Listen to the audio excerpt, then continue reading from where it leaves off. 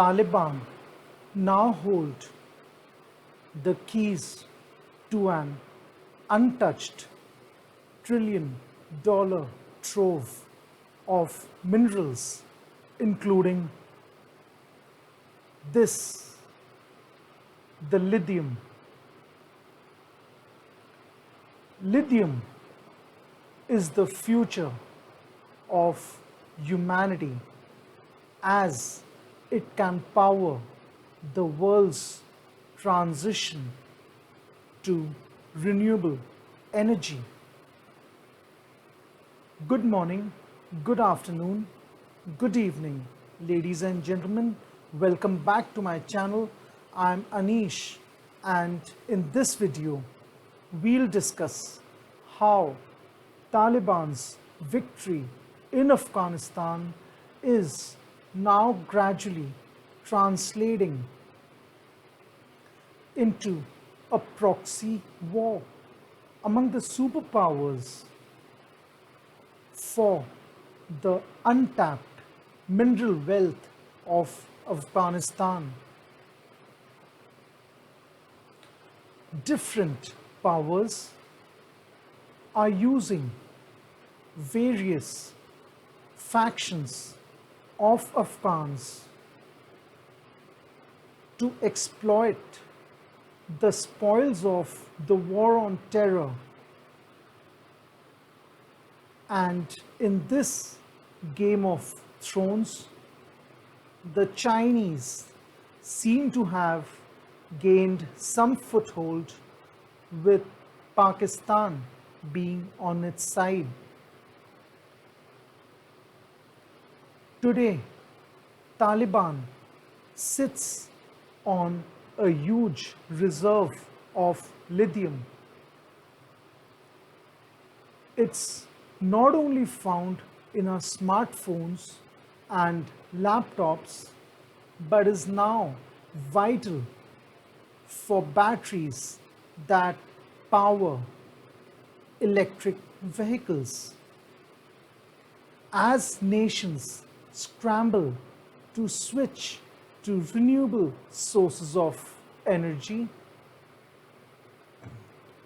electric car revolution is now only a matter of time, and lithium is the heart and soul of it. In fact, according to International Energy Agency, the world demand for lithium is expected to grow over 40 times by 2040.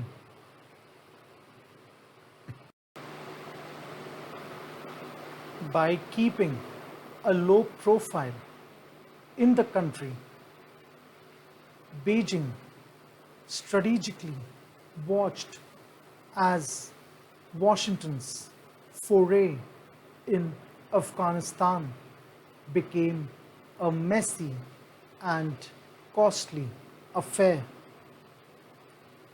China has provided Afghanistan with millions of dollars in aid for medical assistance, hospitals, a solar power station, and more. Beijing has fostered strong trade relations, eventually becoming one of Afghanistan's largest trading partners. With the US withdrawal, Beijing can now offer Kabul what it needs most: political impartiality and economic investment. Taliban, in turn, has what China prizes most: opportunity in infrastructure and industry building, areas in which China's capabilities are arguably unmatched, and access to $1 trillion worth of mineral deposits, which has remained untapped till date, and which includes critical industrial metals like iron, copper, and cobalt. As a matter of fact,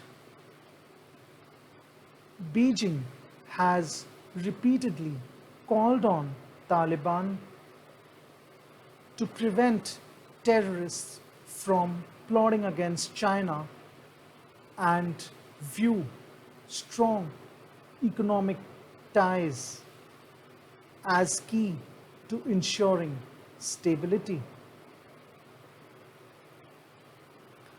Chinese see an opportunity to invest in Afghanistan's mineral sector, which can then be easily transported back to Chinese financed infrastructure that includes about $60 billion of projects in neighboring Pakistan.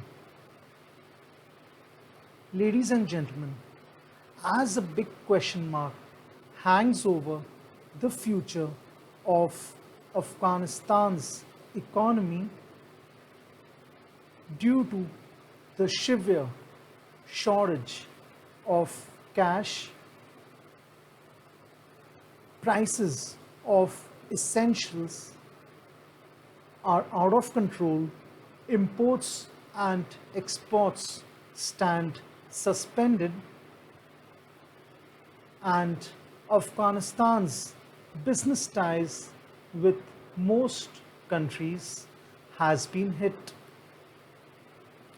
But there is one country that is profiting from the crisis, and that's Pakistan. According to Afghanistan's Chamber of Commerce and Industry, Pakistan's business in Afghanistan is booming, and bilateral trade between the two countries has risen by at least 50% in last 1 week. Traders on both sides say that the rise of Taliban has been a blessing for Pak-Afghan trade. How? Well, before the Taliban took over, the traders had to pay dual toll taxes, one to the Afghan government and another to the Taliban, which controlled most trade routes. Now that the Afghan government has fallen, traders only have to pay to the Taliban. So it's a win-win situation, they say. So we can clearly see how Pakistan, along with China, is helping fill the space the Americans have vacated.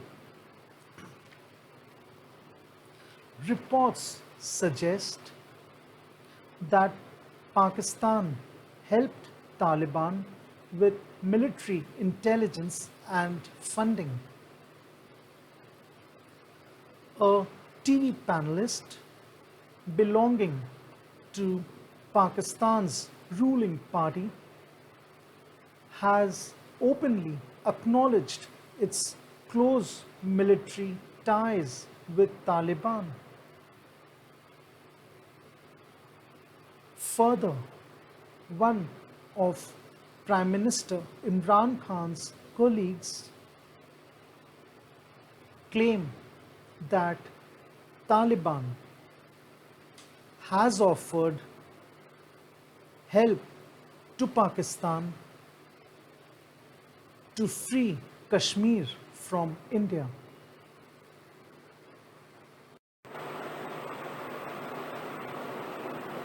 When US invaded Afghanistan in 2001, the global economy looked a lot different.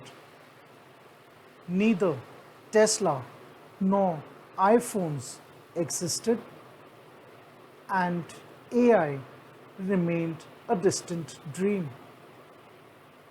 Now, when all three are at the cutting edge of a modern economy, the US has a deal for Taliban.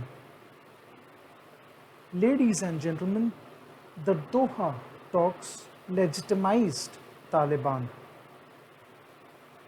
In order to portray themselves to the world as a responsible organization, Taliban has went on record to condemn the twin Kabul blasts that struck outside Hamid Karzai International Airport on Thursday, 26th August, in which 13 American troops and scores of Afghan civilians were killed. It is ironical to note that the explosions were carried out by ISIS Khorasan, an ISIS affiliate created by the Pakistani Taliban. So, the double standards are quite evident. And the same goes for the US. Former British Prime Minister Mr. Tony Blair has issued a statement saying that the world is now uncertain of where the West stands, while itself withdrawing from the forever wars, as the US calls it. President Joe Biden highlighted Afghanistan's forces' lack of will to fight Taliban as the major drawback. And what about the state of affairs for the people of Afghanistan?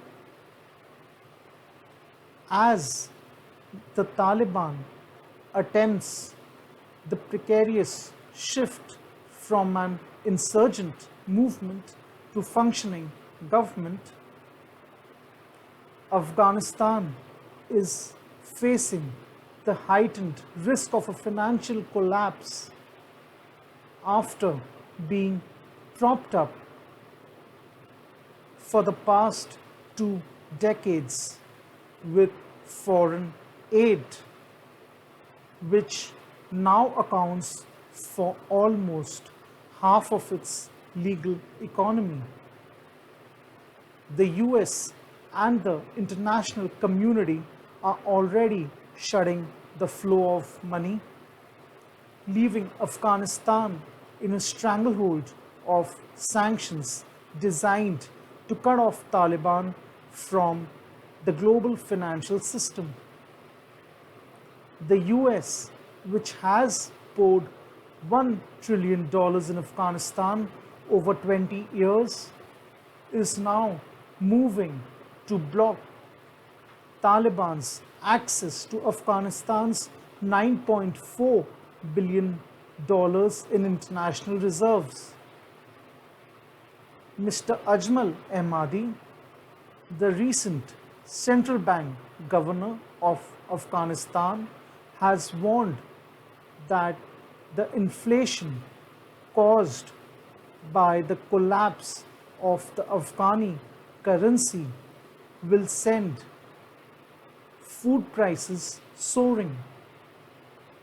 Further, the Congressional Research Service noted this year that 90% of Afghanistan's population lived on less than $2 a day. With this, ladies and gentlemen, we come to the end of this video.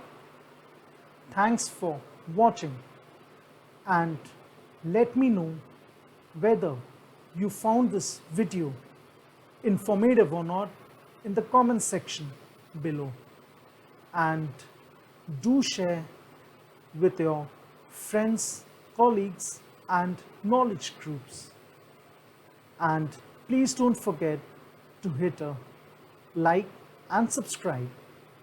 Goodbye and have a great day.